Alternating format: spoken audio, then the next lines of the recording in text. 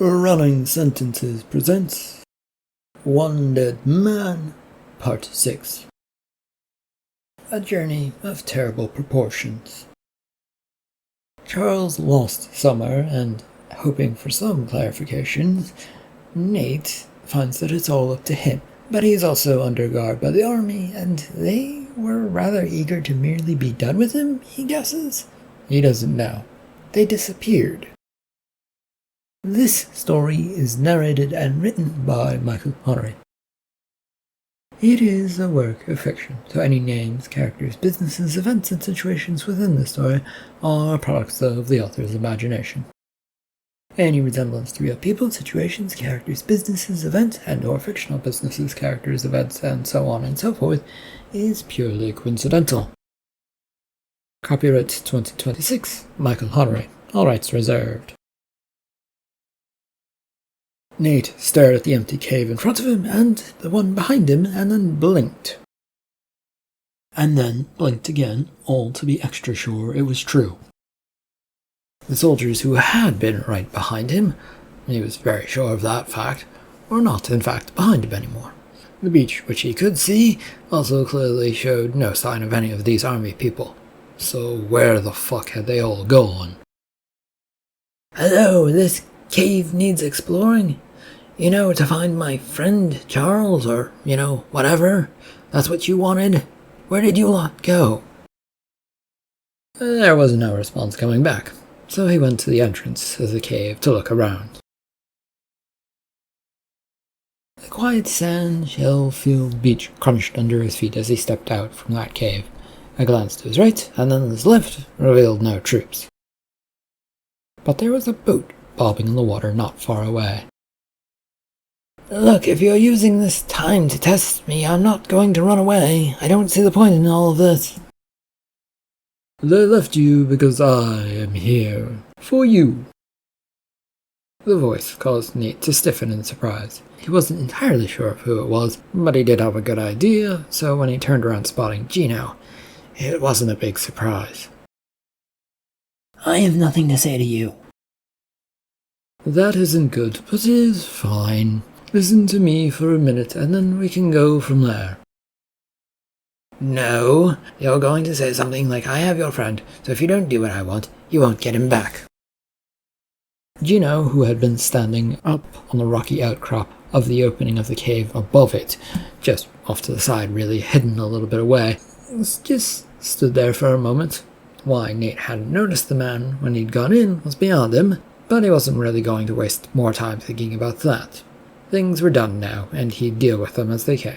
This man stepped into the bright sunlight with a smile. "I'm not like that." "You're a rich man who has lots of money to throw around at things you don't like. Your only way is to buy your way into and out of situations. If I'm not mistaken, you're probably organized this whole thing." "You're saying dangerous things, sir. I don't think you should be saying things like that." Nate shook his head no. "Or you will do something to me? Is that your big threat to get me to do what you want? It isn't going to work." "I will make you disappear." "Oh no, not that. Anything but that." Nate couldn't help himself but be sarcastic at this point. It was ridiculous that he was being threatened by this guy. Sure, he probably could and would make him vanish, but in the grand scheme of things, that was really small beans. "Shut up." Has anyone ever told you the word no before? Because right now, it seems like they haven't, and they should have. Your parents really failed you. There was a long moment's pause as Gino collected his thoughts, twisting his face into a grimace and then twisting his neck to the side to stretch it. "I see you're like your friend. No big deal. I'll leave you for your little beach all alone. No one will ever offer to help you, ever again." He watched the man jump down and then walk off towards the dunes, and a thought struck him. He was all alone, and no one could possibly tell him what to do. Escape might just be possible. If he played his cards right and snuck aboard a ship or a boat somewhere, there was that one bobbing boat, and he turned his attention to it out on the water, which was an attractive option. It was right there after all. Which is why it was a trap, right? I'm going into this cave system. Just try and find me, fools, Nate announced to the beach, just to make himself feel better. He turned and sprinted into the nearest cavern, which happened to be the one he'd come out of not that long ago. Charles was hauled out of the dark room he had been held in onto the bright, sunshiny stern of a speedboat. There were a few metal chains put around him, which he couldn't resist, since he was still tied up and the island was not as close as he would like it. And he really nothing was going this way. The island was not far away from what he could see, and he sighed as two men finished chaining him up for what he assumed was the plummet down into the water from the back of this speedboat that was fairly big. Don't move. I'm not moving. I can't move, Charles pointed out. Yeah, you were thinking about trying to move. Charles turned his head as best he could to look at the guy to his right. A muscle-bound guy with quite a lot of tattoos and navy-looking dungarees. You think I'm that stupid? Charles then asked. Yes, sir, I do, Mr. Charles. Well, we're nearly done here, and any last words you'd like to record for posterity's sake? You do that? Charles asked as he turned to the other man. Nah, but it sounds nice for people. Want to let them have their moment in the sun, even though, anyway, the man said, letting his words trail off. Thanks for making me feel so much better about what's going to happen to me, gentlemen. And what do you think that is? The burly, navy dungareed man asked. I'm thrown into the water to drown and blamed for this whole mess. It was a really confusing question for Charles, who couldn't understand why anyone would ask it. The whole thing was obvious, so there was no need for such frivolous questions for him to respond with more frivolous questions. We're not like that, the other man said. Not unless you fail to answer a few good questions, then we might be like that, the one with the navy-looking tattoos and dungarees said. Oh, torture first, then kill the suspect, since having someone like that around is not a great idea. Well, we might go the kill you route, but it is unlikely, the other sailor said. As my friend here says, we don't like to do that sort of thing, unless it is absolutely necessary. Just talk, and we will all be A-OK, the tattered sailor said. I somehow doubt that, person, but fine. Ask me your questions, shipkeepers. I am not afraid. They gave him an odd look for that statement, but didn't say anything about it. Instead, they pushed him back and away from the edge of the stern, so that he couldn't potentially just jump off. Not that he wanted to. He was actually kind of grateful that they'd done that, because there was a slight fear of falling off that kept creeping into the back of his mind. What's your relationship with our dear leader? The one with the tats asked. I don't have one, Charles said. But you do. Why else would all of this be happening? The other sailor asked. Oh no, we're about to go in a circle and you aren't going to listen to me. I can only say this so many times and so many ways. I don't even know him. I assume it is him that's causing all of this problems, or maybe it's some other figure dressing up like that person. I haven't paid the slightest bit of attention to leadership of this country since they're in control and won't let me do any questionings of anything they do. You expect us to believe that? The sort of Navy man said. Yes, what else can I possibly say, sir? Charles replied. Why were you working with the army then? One of them questioned, but he wasn't really sure who. It was just voices, and he was trying to look back and forth between them, and it was getting all very dizzy having to do so. Well, they captured me, other dude, and ordered me to help them out. Are you lying to us, or have you lied to us in the past few minutes? In his confusion at these rapid-fire and sometimes silly questions, Charles looked to his right to the man who asked that last one. No, I have no reason to lie to you, navy tattooed guy. It serves no purpose. I'm trying to survive here. I'm saying trying to survive is a pretty good reason to lie, the navy dungaree tatted guy said. In that case, other dude, it would only make matters worse. Listen, if you don't want to believe me, then don't. But let's be done with this. Throw me overboard and throw me away already. You already have these heavy chains around me, so why not use them? These things? The other guy, the non-tattooed one with a simple move of his hand, he moved the chain, it just slid away. This did not make Charles feel any more secure or happy with how it had gone on. No, rather the opposite, since they were playing with him for some fucked up reason. Are you fucking kidding me? Why would you do that? There is no reason to go through all of this, and all you've done is create a situation that doesn't help anyone. Now I'm afraid of you, and now I don't really want to answer your questions, and now I will lie because why wouldn't I? We didn't create the situation, the one with the tats said. That's right, Mr. Charles, we didn't create it, merely having to deal with things until time comes, the other offered. Right, great, non-tatted guy, I'm no longer listening. Say whatever you want, do whatever you want, I'm just here in body, not in spirit or mind anymore. That's a shame, isn't it, Mr. Jacob? Yeah, Paul, we're about to deposit you back on the island, but you can't do anything if you're only a body. Well, make good, since we don't really want to get involved anymore in this mess. We're just following orders. The one called Paul said, though Charles wasn't entirely sure who was who since he refused to look at either of them anymore. Oh, burial at sea is a much cleaner option, Paul, and we just sail away. You say so, Jacob. With that, they pushed him into the water. Nate had gotten bored after going through the caverns, which he wound up leading him right back to the city limits. Now he found himself wandering around the very quiet streets, looking out for any signs of anything.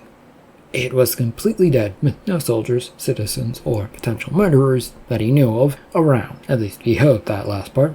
No one really knew what a mass murderer or potential murderer might look like in the first place. It was this thought that kept him hurrying down the sidewalk, though not too quickly since he didn't want it to stand out much, even though nobody else was around. And to his surprise, he soon found himself near the hotel that he and Charles had stayed at. With nothing else to do, he found himself going in, and rode up to the front desk, which thankfully had a person manning it. They looked up as he approached, and he sighed in relief at being able to talk to someone else. Hello? Hi, I have a room booked here and was wondering if it, is still booked for me. I know that things are crazy right now and that it might not have been kept because, reasons, or you wanted somebody else here.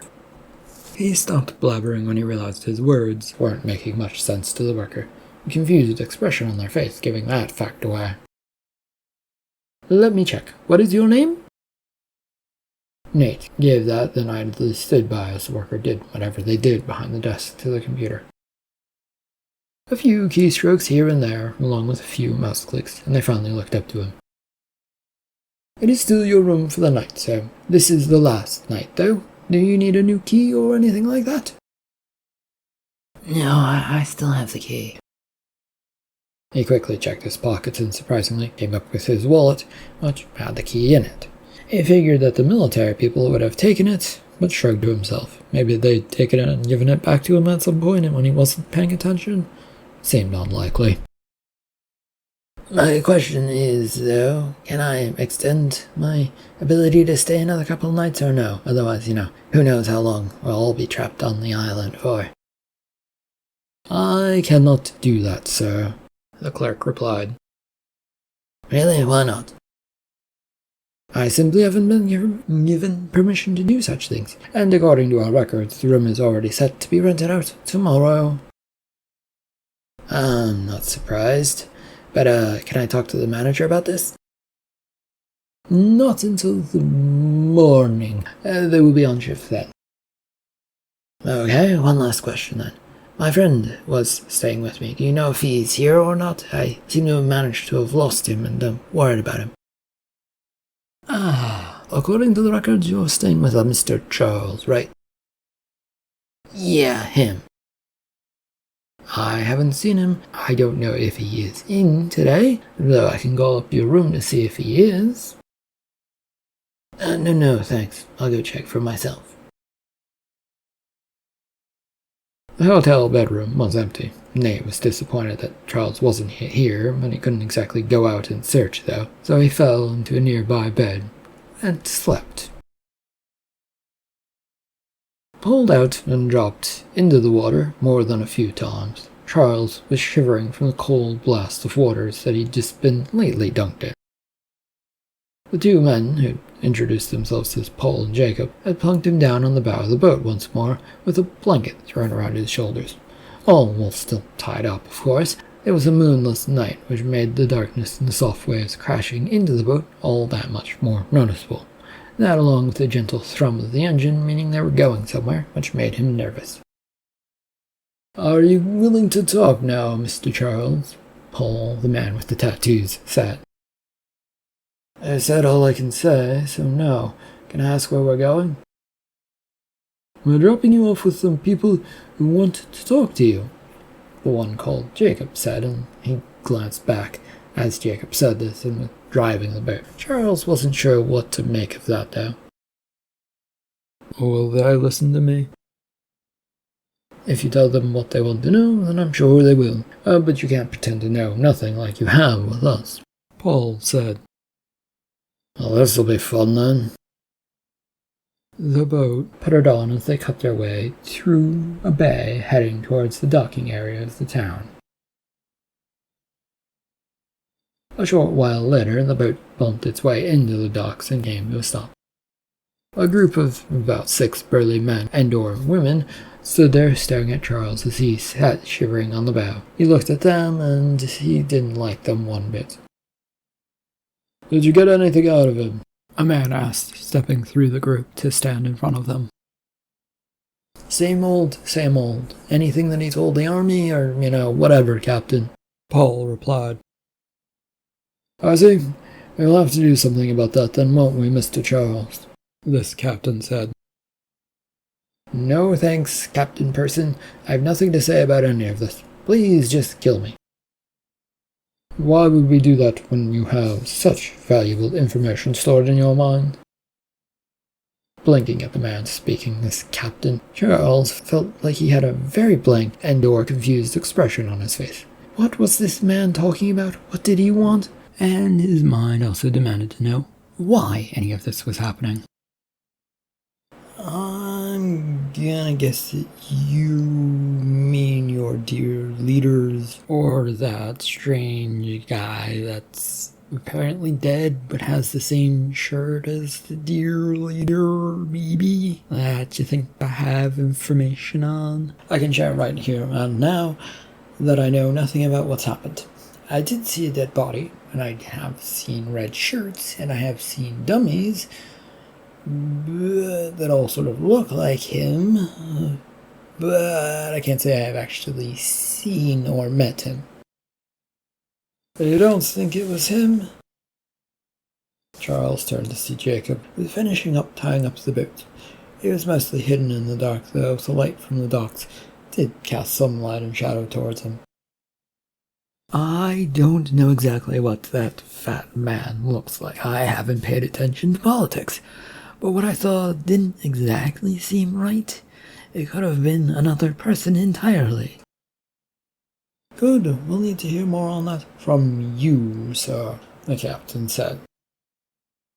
2 of the people from the dock jumped onto the boat. They landed with a thump beside Charles and moved to pick him up by his arms.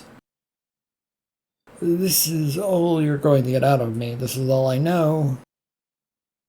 Fine, I'll just hear everything later on, after we've tortured it out of you, the captain said with a nod. The two men who'd gone down grabbed him, yanking him up onto the dock, and since he wasn't exactly able to land well, he sort of thumped on his side onto the wooden planks. You are aware, ow, that torture reportedly doesn't get good answers out of people, right? They merely tell you things that make you happy? Not my problem, and I'm sure you'll make some people very happy with what you have to say, the Navy captain said with a smirk. The two men who'd thrown him onto the dock now clambered up and grabbed him again, pulled him up. His feet were then dragged and pulled off towards the end of the docks. It wasn't too far away to the road, where a van stood waiting for them, and he was promptly tossed into the back of it.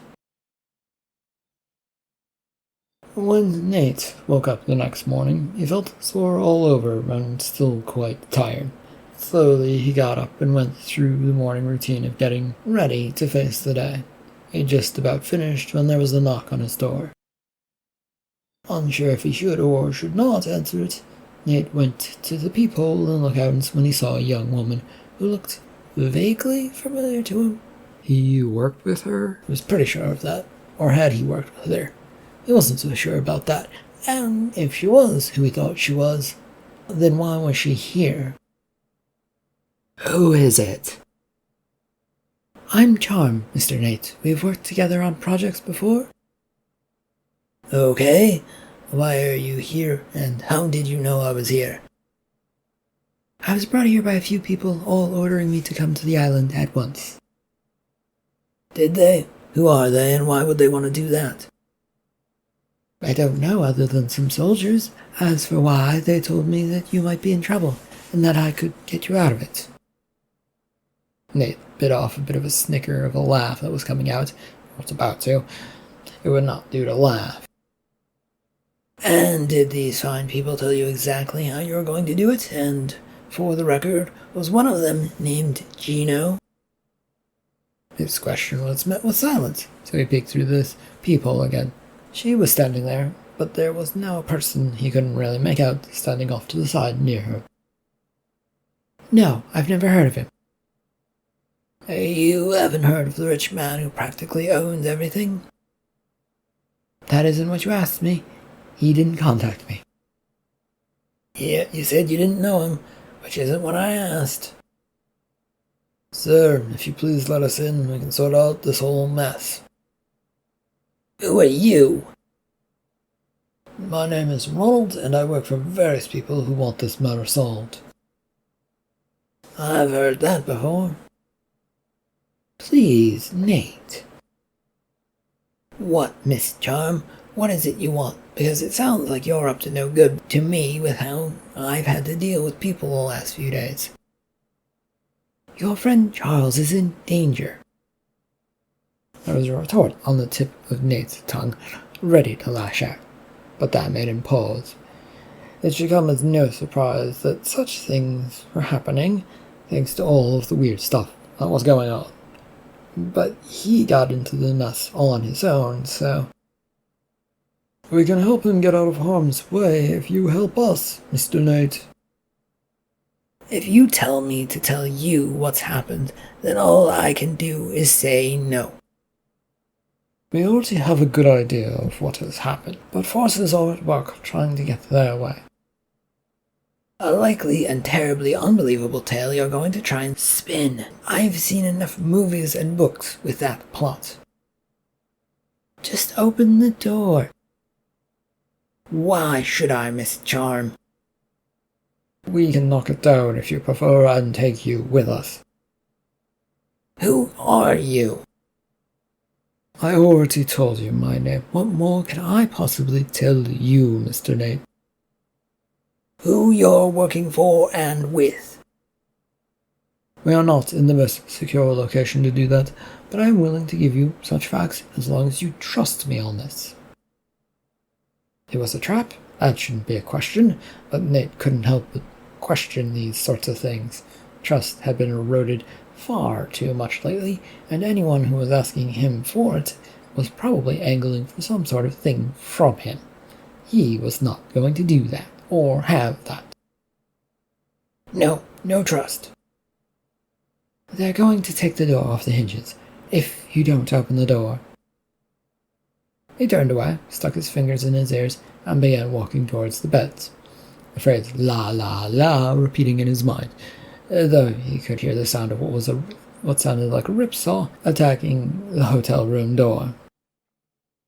This was then shortly followed by the sound of a thud, probably the door falling down, and a moment after that, hands grabbing at him. Help! Kidnap! I want no part of this! Shut up. There's no one else on this floor.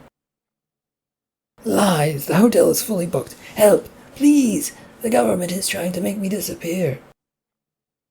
I really don't think that is what they're trying to do, Nate, Charm said.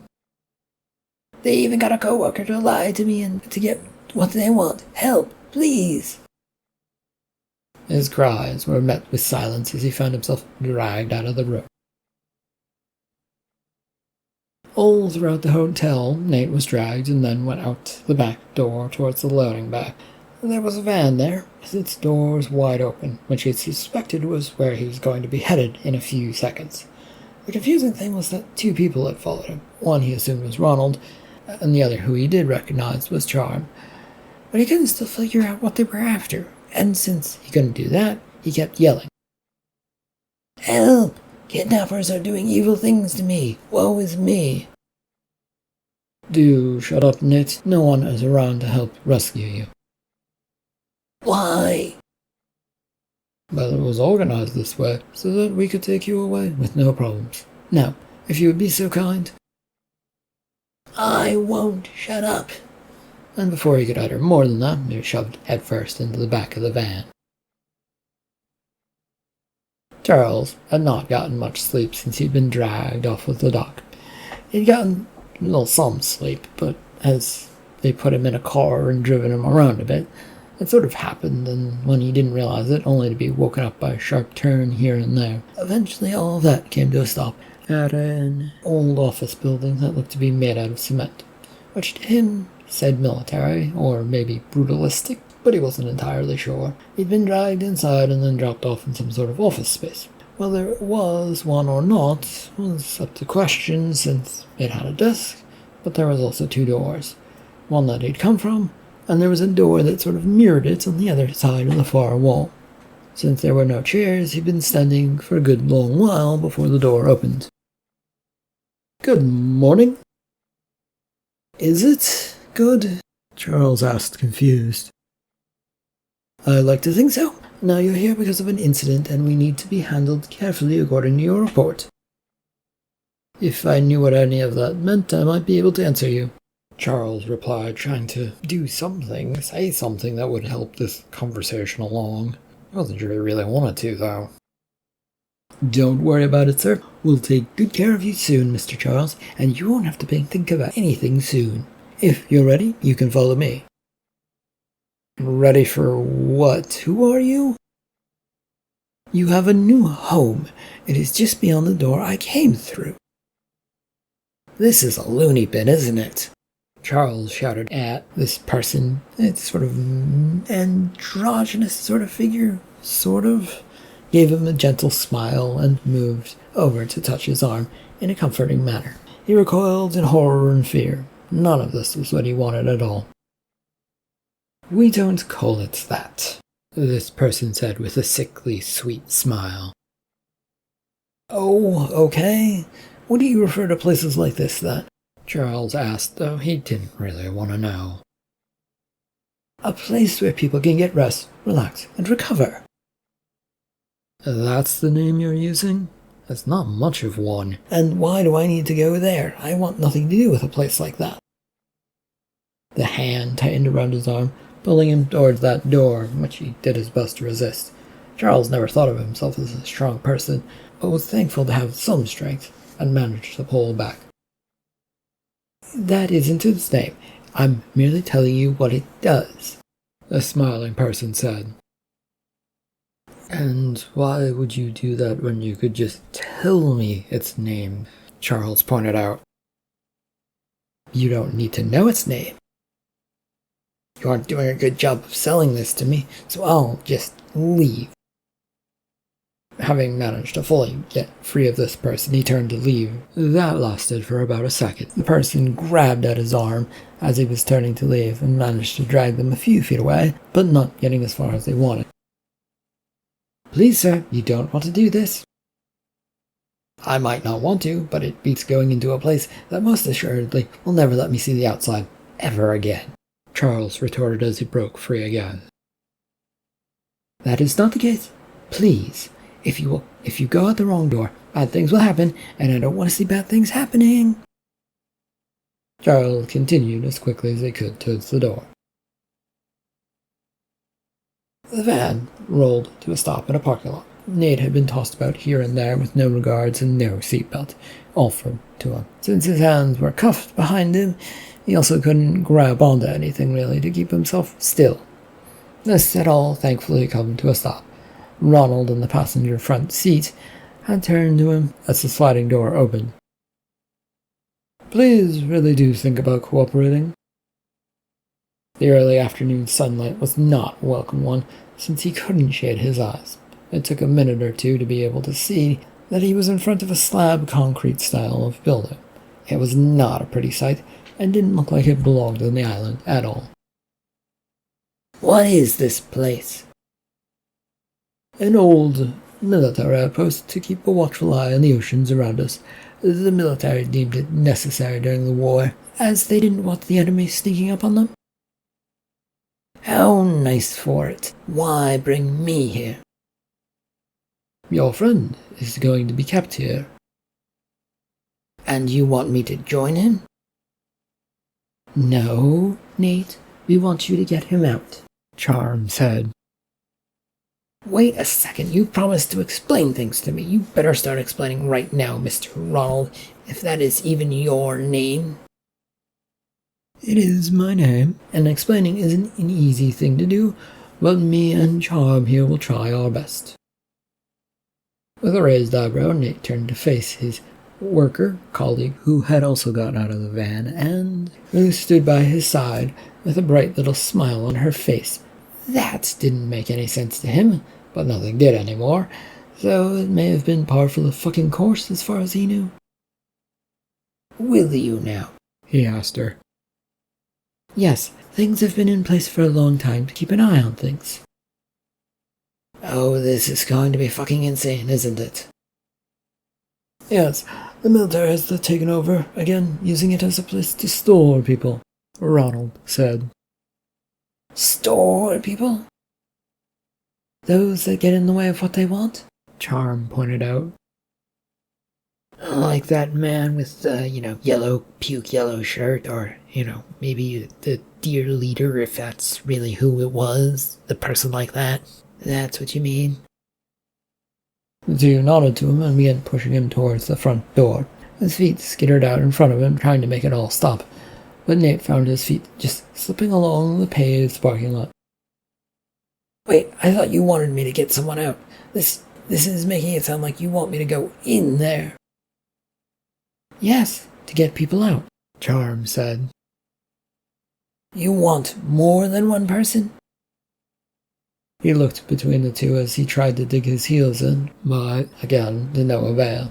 They kept pushing, and he kept going with the slab building. "We need you to find that person with the yellow shirt that you were just talking about. They might be our dear leader, they might be somebody else, but they are inside." End of part 6 of One Dead Man.